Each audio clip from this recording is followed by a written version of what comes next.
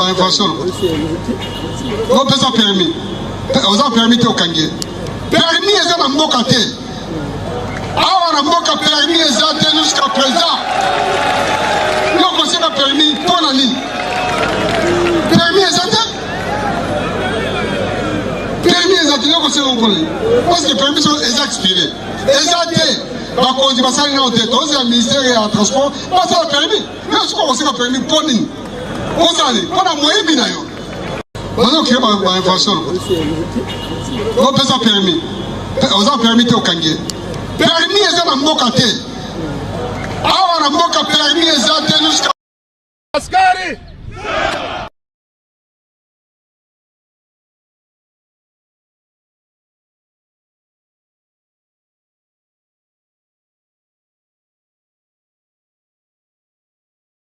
Je pense que le fait de parler d'un processus de sevrage de la part du président, qui d'ailleurs n'a pas commencé aujourd'hui, évidemment aujourd'hui dans le contexte des accusations et des arrestations de plusieurs officiers, on a tendance à penser que c'est un remaniement, mais le processus du général Chiwewe par exemple, il semble avoir été lancé depuis qu'il a été élevé au grade de lieutenant général. Et on est dans une période électorale, on est dans une période où il y a beaucoup de revendications populaires contre l'insécurité, contre l'inaction de la MONUSCO, l'état de siège, la menace des M23, et à ce moment-là, la décision du chef d'État de remanier l'armée, de mettre en sa tête des personnes qui peuvent lui être loyales et qui marquent aussi une césure entre l'ancien régime kabyliste et le nouveau, qui sont aussi dans une certaine mesure extérieures aux dynamiques d'appartenance et de loyauté de ex-Kadogo ou ex-FAS, donc qui représentent un peu cette nouvelle génération.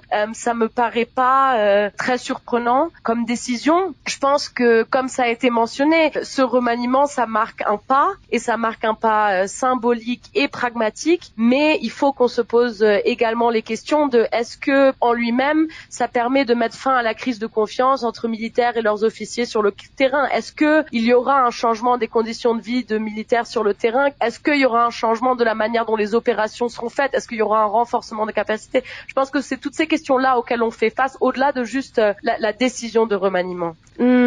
Bon, je pense que c'est sûr que par exemple, si on regarde la nouvelle loi de programmation qui a été mentionnée, c'est une loi qui compte sur un financement de bailleurs, ce qui rend la chose incertaine et ce qui pourrait avancer l'hypothèse que oui, il y aurait ce besoin d'avoir l'appui, notamment de Washington ou d'autres pays qui, eux, auraient des préférences sur les personnes à sélectionner. Je pense que c'est le choix de Chiwewe est pas monocausal. C'est pas, à mon avis, dans ma lecture, c'est pas uniquement parce que Washington aurait forcé la main dessus, mais c'est peut-être parce que, comme vous dites, c'est un candidat qui peut être vu comme moins problématique. Il y a aussi d'autres lectures de la part des généraux qui disent que les personnes qui ont travaillé avec lui dans le cadre de la garde républicaine ont apprécié le travail avec lui et le lisent comme un général positif, et qui, encore une fois, fait césure avec les liens que certaines autres personnes ont, comme vous l'avez dit, eu avec les groupes armés qui sont placés sous sanction. Donc oui, je pense que ça peut être un mouvement tactique, mais c'est un mouvement tactique aussi pour la présidence de rétablir la confiance entre la présidence du pays et l'armée. Pour que ces nominations aient un impact sur le rétablissement de la paix à l'Est, il faut que ça passe par la motivation, par la prise en charge et par la meilleure organisation autour des militaires qui sont sur le terrain et qui sont sur ces opérations. Sans ça, je pense que les nominations en elles-mêmes ne suffiront pas. Elles peuvent être un échelon ou une étape dans ce processus s'il y a une volonté militaire et stratégique de faire une priorité du rétablissement de la paix à l'Est. Je pense que, en termes du choix des personnes qui ont été nominées, il faut se poser la question si on peut vraiment dire qu'ils ont été promus pour leur prouesse militaire. J'ai entendu le professeur parler tout à l'heure des opérations dans lesquelles ils ont participé, et bien que je le rejoigne sur le fait qu'ils ont une expérience sur le terrain, je pense qu'on puisse pas dire que ces opérations indiquent une maîtrise du terrain ou étaient un succès dans le sens qu'elles ont réussi à ramener la paix à l'Est. Donc c'est un processus qui implique plusieurs acteurs, qui implique les acteurs politiques et militaires, vu que les causes de l'insécurité à l'Est ne sont pas purement militaires. Donc ça demandera de la mise en place d'une stratégie qui permet une meilleure prise en charge des soldats.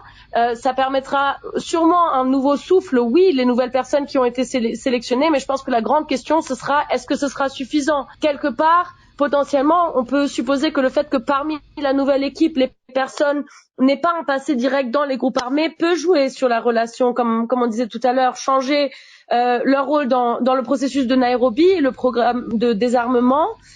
Mais pour l'instant, il n'y a pas eu militairement d'annonce encore d'un changement de stratégie militaire. Donc je pense que ça reste à voir quel sera le rôle des personnes à jouer. Je pense qu'un autre élément dont il faut tenir compte, si on se pose la question de est-ce que ça va réussir à ramener la paix dans l'Est, c'est de savoir comme ce qu'on disait tout à l'heure, quel sera le rôle des personnes qui ont été écartées. Donc, je pense que ça joue sur autant les personnes parmi les FARDC qui font plus partie, mais aussi toutes les autres personnes et toutes les autres parties prenantes dans le processus de rétablissement de paix à l'Est. Est-ce qu'ils vont réussir à établir une collaboration positive avec l'armée et est-ce qu'on aura des opérations concertées contre les ADF, contre les M23, contre tous les groupes armés qui n'impliquent pas qu'une stratégie purement militaire? Bon, ma lecture, c'est comme ça que le professeur a ouvert ce débat, n'est-ce pas? C'était de dire, on est en train de voir une étape d'un processus qui n'a pas commencé sa mise en place hier. C'est-à-dire qu'aujourd'hui, il y a eu ce remaniement, on l'attendait depuis plusieurs mois, ça avait été annoncé, on savait que ça devait arriver, c'est arrivé aujourd'hui. Je pense qu'il y a plusieurs facteurs de considération qui ont dû rentrer en compte, c'est-à-dire la confiance des personnes, les mettre en position d'être capables de le faire. Encore une fois, la loi de programmation qui a été votée également. Si on peut pas faire des contrefactuels, n'est-ce pas, de dire que, sûrement ça aurait été bien de le faire le plus tôt possible, mais maintenant qu'on l'a aujourd'hui, je pense que la question c'est comment aller de l'avant pour que ce remaniement du leadership des FARDC ait vraiment comme conséquence une stabilisation de la situation à l'Est et quels sont les facteurs clés auxquels on devra prêter attention. C'est de vraiment se focaliser sur les causes profondes. On a entendu tout à l'heure que, par exemple, ces groupes armés utilisent les minerais et les ressources naturelles pour subvenir à leurs opérations, mais je pense pas qu'on puisse dire dans tous les cas que c'est leur seule raison d'exister. Il y a aussi des questions identitaires, il y a des questions foncières, il y a des questions politiques et coutumières qui surviennent.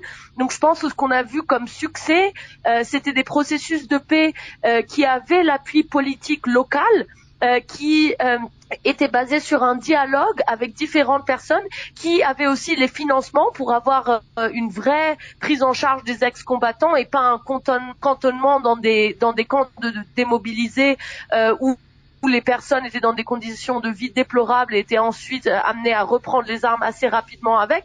Donc je pense que peut-être une réponse simple à une question compliquée, c'est d'essayer de tirer les leçons des processus de désarmement qui ont connu des succès relatifs, des zones où on observe une baisse de violence ces derniers mois, on en a ces dernières années, et d'essayer de reproduire ces exemples en prenant en compte les dynamiques particulières de chaque région et pas de penser qu'une solution va marcher pour tout l'Est de la RDC.